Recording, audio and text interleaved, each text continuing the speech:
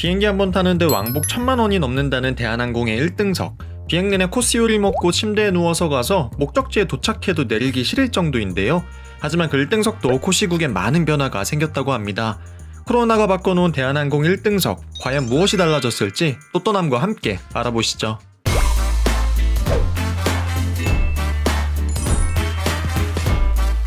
안녕하세요. 또또나는 남자 또또남입니다. 코시국이 오기 전 대한항공 1등석을 탑승하고 여러분들께 소개해드린 적이 있는데요. 2년 만에 대한항공 1등석을 감격적으로 다시 탑승하게 되면서 과연 그 사이 대한항공 1등석은 어떻게 바뀌었을지 여러분들께 소개해드리려고 합니다. 대한항공 체크인은 인천공항 제2터미널에서 진행되는데요. 그 중에서도 1등석과 비즈니스 탑승객은 A 카운터에 있는 프리미엄 체크인 카운터에서 체크인을 진행합니다. 왼쪽 비즈니스 탑승객 카운터는 사실 일반 카운터와 크게 다르지 않은데요. 1등석은 역시 1등석답게 카운터가 아닌 1등석 체크인 라운지에서 탑승 수속을 합니다. 한옥 문살과 천 장식이 눈에 띄는 1등석 체크인 라운지는 한국의 미가 느껴지는 따뜻하고 아늑한 공간인데요. 테이블에 앉아 계시면 직원분이 체크인부터 짐 붙이는 것까지 모두 도와주십니다.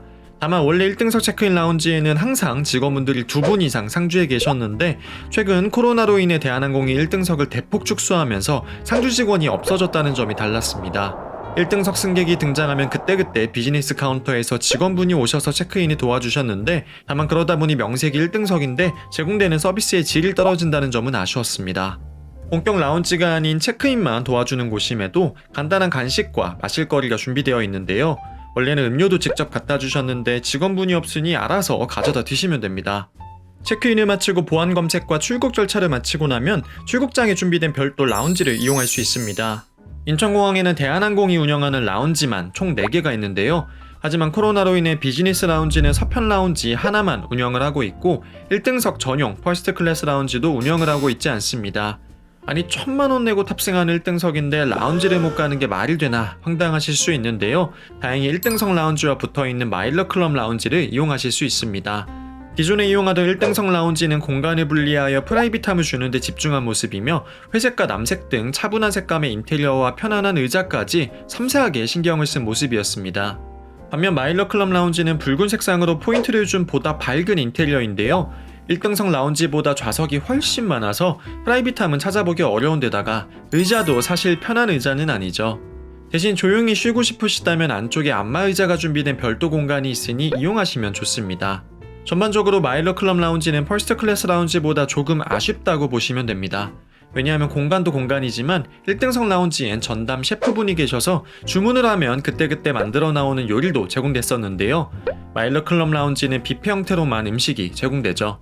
다행히 준비된 뷔페의 음식 수준은 1등석 라운지와 크게 차이가 없는데요. 메뉴명 밑에 적힌 걸 보시면 아시겠지만 대한항공 라운지의 음식은 그랜드 하얏트에서 케이터링을 담당하고 있습니다.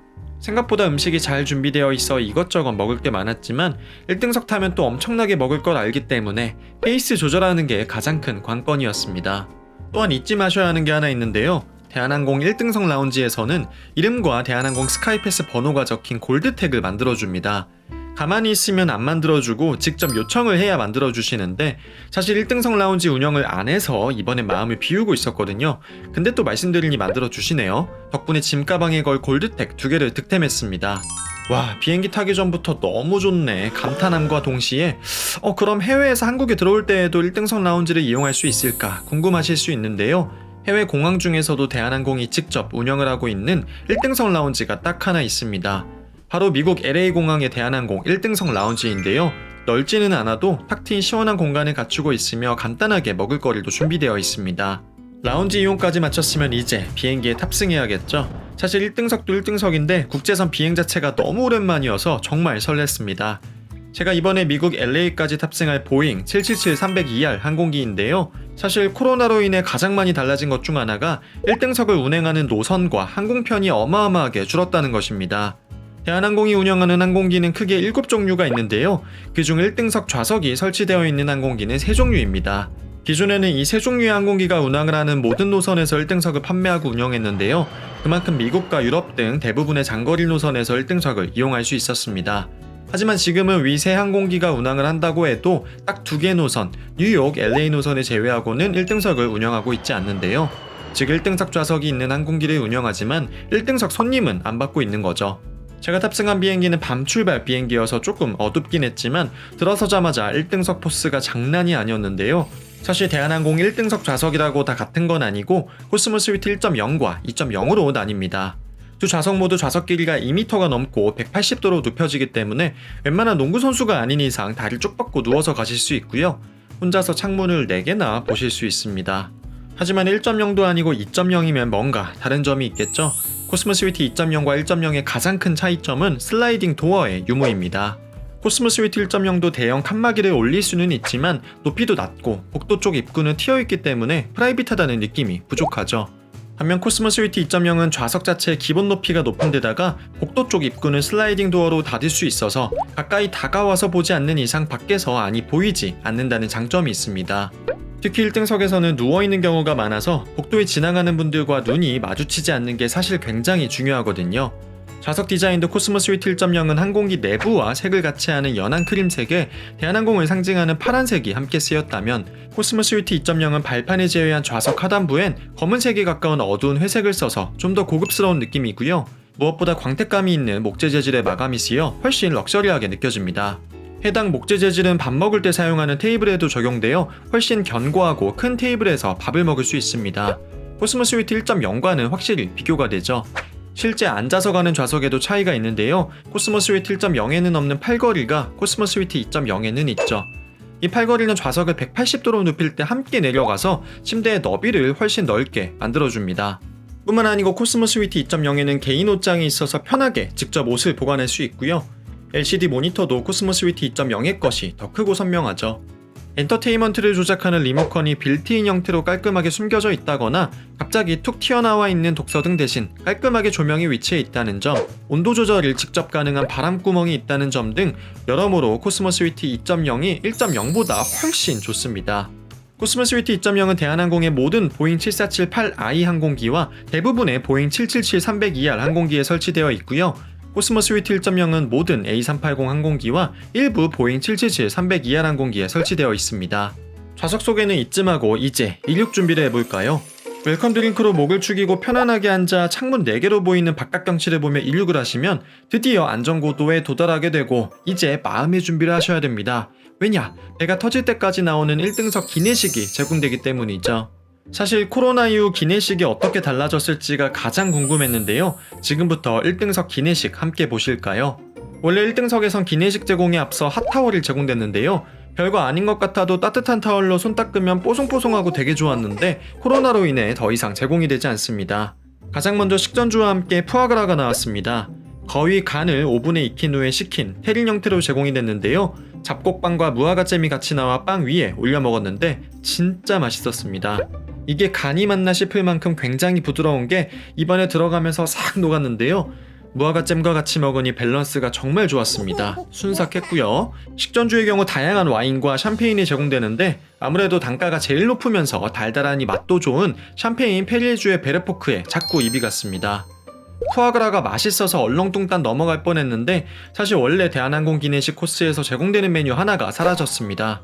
기존에는 식전주와 함께 간단히 먹을 해산물 요리가 함께 나왔는데 이번엔 푸아그라 하나 가지고 식전주에도 곁들이고 전체 요리도 대신했습니다. 이건 코로나와 무슨 관련이 있는지 전혀 모르겠는데 아무튼 요리 하나가 사라졌네요. LA에서 돌아올 때도 식전주엔 요리가 따로 나오지 않았고 전체 요리만 나왔는데요. 색감이 너무 예쁘죠? 왼쪽엔 부추의 친척 채소인 차이브와 망고 살사로 만든 요리였고요. 오른쪽엔 오이와 양파를 깔고 랍스터, 집게살을 올린 요리였습니다. 차이브는 초딩 입맛인 저에겐 맞진 않았고 랍스터는 뭐 말해 뭐합니까? 정말 맛있었습니다.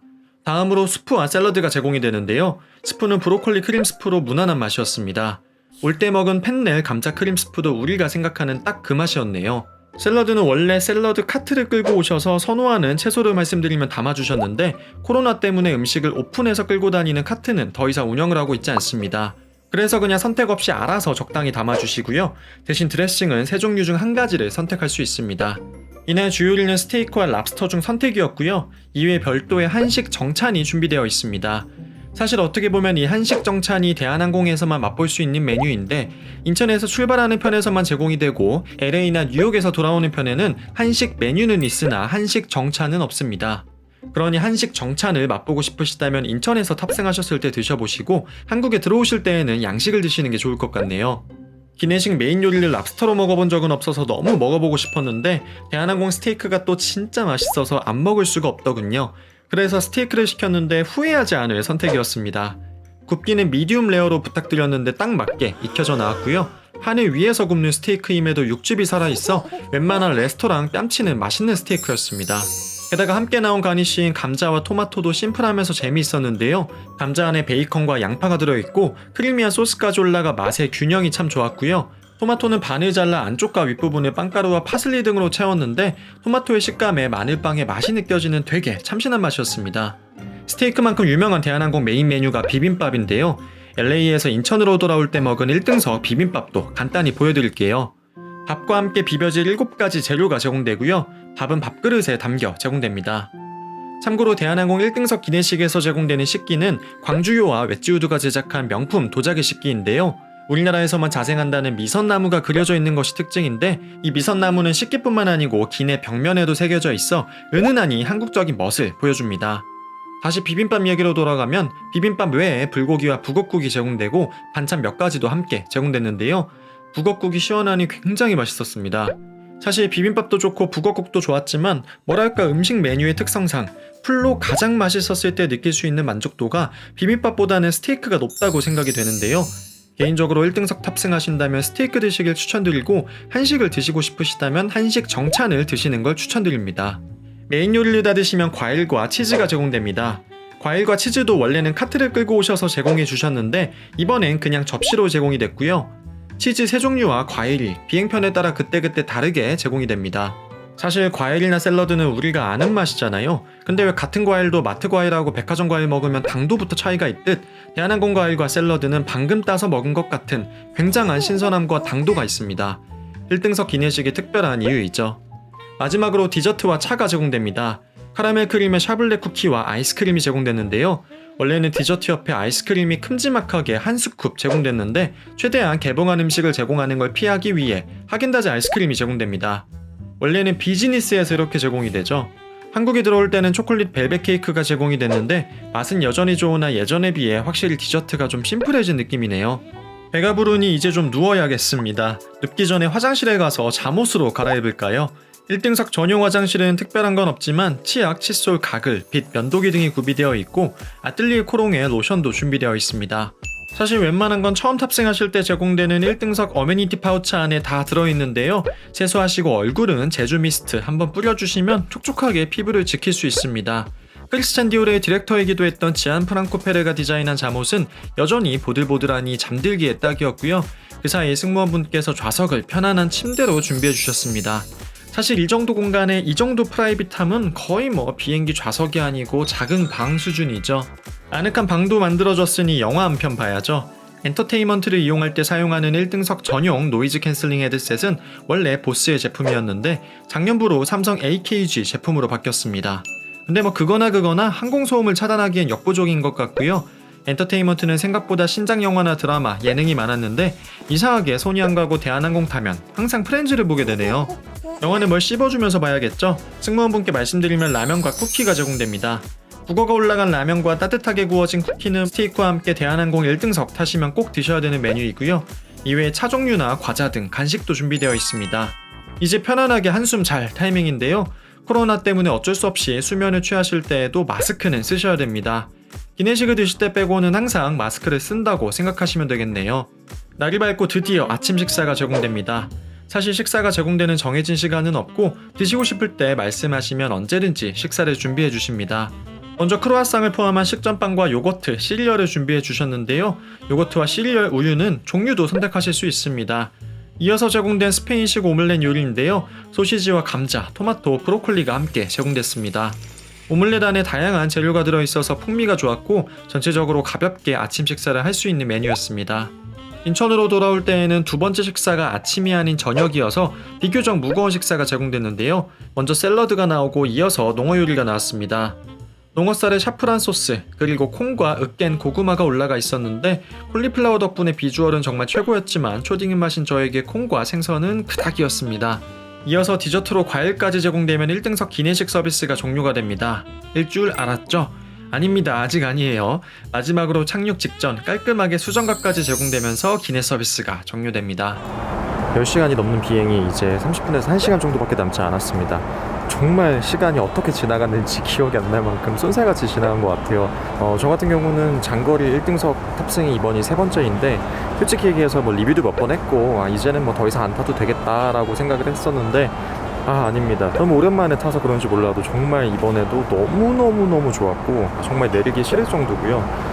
내가 마일리지 이제는 대한항공 안 모으려고 했었는데 이것 때문에 또 다시 모아야 되나라는 생각이 들 만큼 너무나 기억에 남을 만한 황홀한 비행이 아니었나 싶습니다. 그럼 저는 이제 LA로 랜딩하겠습니다. 왕복 1,000만 원이 넘는 대한항공 1등석은 일반인이 돈을 주고 타기에는 사실 많이 어렵고요. 저 역시 유상 발권 대신 가지고 있는 마일리지로 발권하였습니다. 왕복 16만 마일리지와 약간의 세금을 내고 발권을 했고요. 아쉬운 건 2023년 4월부터 발권 차트가 변경이 되어서 앞으로 대한항공 1등석 타기는 참 어려울 것 같다는 생각이 드네요. 마일리지는 한때 모을 수 있는 방법이 참 많아서 저 같은 경우 한 2-3년 만에 50만 마일리지도 모으고 했었는데 지금은 예전 같지 않아서 신용카드 사용 외에는 딱히 마일리지 모으는 방법이 없습니다. 카드를 쓰신다면 LA는 2억 4천만 원, 뉴욕은 2억 7천만 원 사용하신다면 한 분 1등석 탑승이 가능하겠네요. 조금 달라지긴 했지만 여전히 대한항공 1등석은 너무나 편안한 비행 경험을 선사했고요. 특히 코로나 전이나 후나 대한항공 승무원분들 서비스는 별 5개가 부족할 만큼 변함없이 훌륭했습니다. 흔쾌히 촬영도 도와주시고 구독과 좋아요도 약속해주신 승무원분들 정말 감사드립니다. 여러분들도 구독과 좋아요 약속해주실 거죠? 이왕 하신 거 알림 설정까지 부탁드리고요. 다음 영상에서는 LA 도착 이후 벌어진 어마어마한 해프닝으로 찾아뵙겠습니다. 그럼 저는 지금까지 또 떠나는 남자 또떠남이었습니다. 감사합니다.